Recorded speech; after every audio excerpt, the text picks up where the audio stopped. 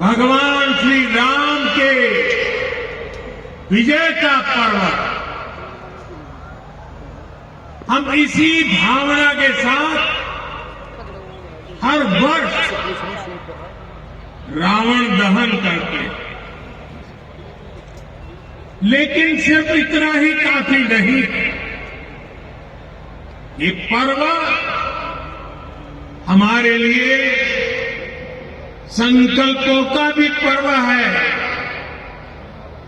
अपने संकल्पों को दोहराने का भी पर्व है। मेरे प्यारे देशवासियों, हम इस बार विजयादशमी तब मना रहे हैं जब चंद्रमा पर हमारी विजय को 2 महीने पूरे हुए।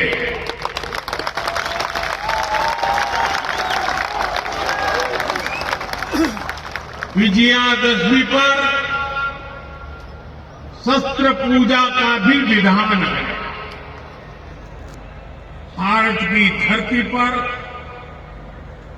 शस्त्रों की पूजा किसी भूमि पर आधिपत्य नहीं, बल्कि उसकी रक्षा के लिए शस्त्र पूजा की जाती है।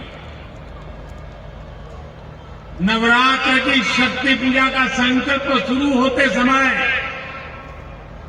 हम आराधना करते हैं, या देवी सर्वभूतेषु शक्ति रूपेण संस्थिता नमस्तस्यै नमस्तस्यै नमस्तस्यै नमो नमः। जब पूजा पूर्ण होती है तो हम कहते हैं, देहि सौभाग्य आरोग्य देहि मे परमं सुखम रूपम देहि जयम देहि यशो देहि विशो देहि। हमारी शक्ति पूजा सिर्फ हमारे लिए नहीं, पर पूरी सृष्टि के सौभाग्य, आरोग्य, सुख, विजय और यश के लिए की जाती है। भारत का दर्शन और विचार इन्हीं मूलभूत सिद्धांतों को जीता है। हम गीता का ज्ञान भी जानते हैं और आईएनएस विक्रांत और तेजस का निर्माण भी जानते हैं।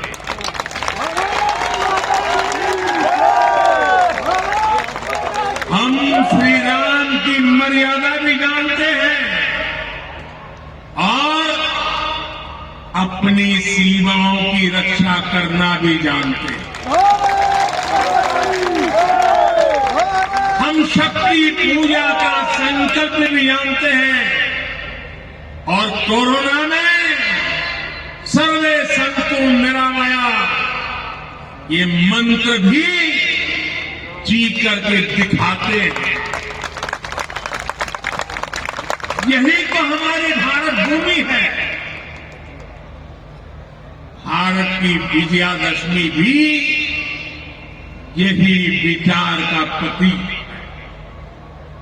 साथियों, आज हमें सौभाग्य मिला है कि हम भगवान राम का भव्यतम मंदिर बनता देख पा रहे हैं।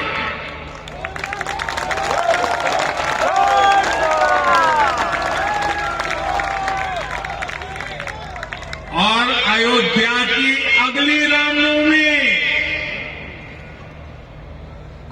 रामनवमी पर रामलला के मंदिर में गुंजा हर स्वर पूरे विश्व को हर्षित करने वाला है। वो स्वर जो शताब्दियों से यहां कहा जाता है, भय प्रकट कृपाला दीन दयाला कौशल्या हितकारी। भगवान राम की जन्मभूमि पर बन रहा भव्य मंदिर, दिव्य मंदिर, सदियों की प्रतीक्षा के बाद हम भारतीयों के धैर्य को मिली विजय का प्रतीक है। राम मंदिर में भगवान राम के विराजमान के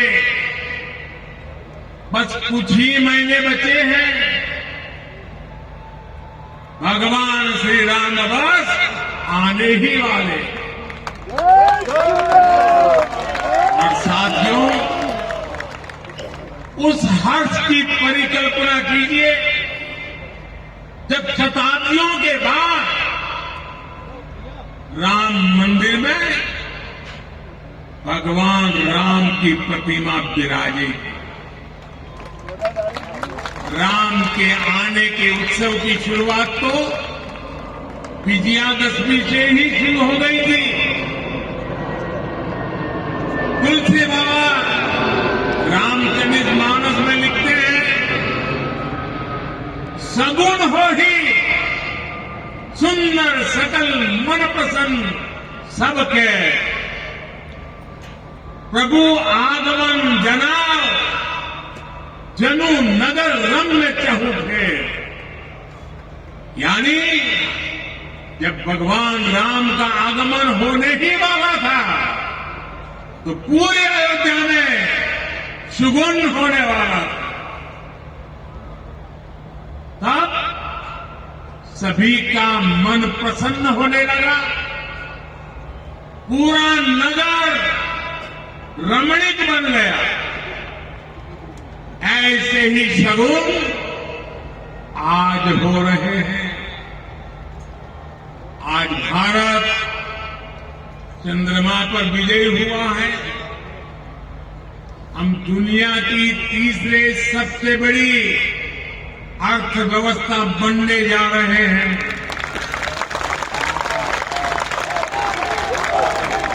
हमने कुछ सप्ताह पहले ही संसद की नई इमारत में प्रवेश किया है। नारी शक्ति को प्रतिनिधित्व देने के लिए संसद ने नारी शक्ति बंधन अधिनियम पारित किया।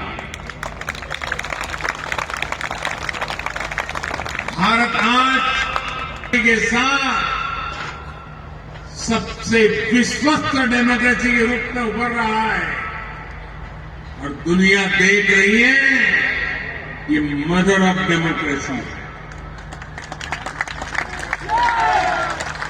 इन सुखद क्षणों के बीच अयोध्या में राम मंदिर में प्रभु श्री राम विराजने जा रहे हैं। एक तरह से आजादी के 75 साल बाद अब भारत के भाग्य का उदय होने जा रहा है। सतर्क रहना जरूरी है। हमें ध्यान रखना है कि आज रावण का दहन बस एक पुतले का दहन न हो, ये दहन हो हर उस विकृति का जिसके कारण समाज का आपसी सौहार्द बिगड़ता है। ये दहन हो उन शक्तियों का जो जातिवाद और क्षेत्रवाद के नाम पर मां भारती को बांटने का प्रयास करता।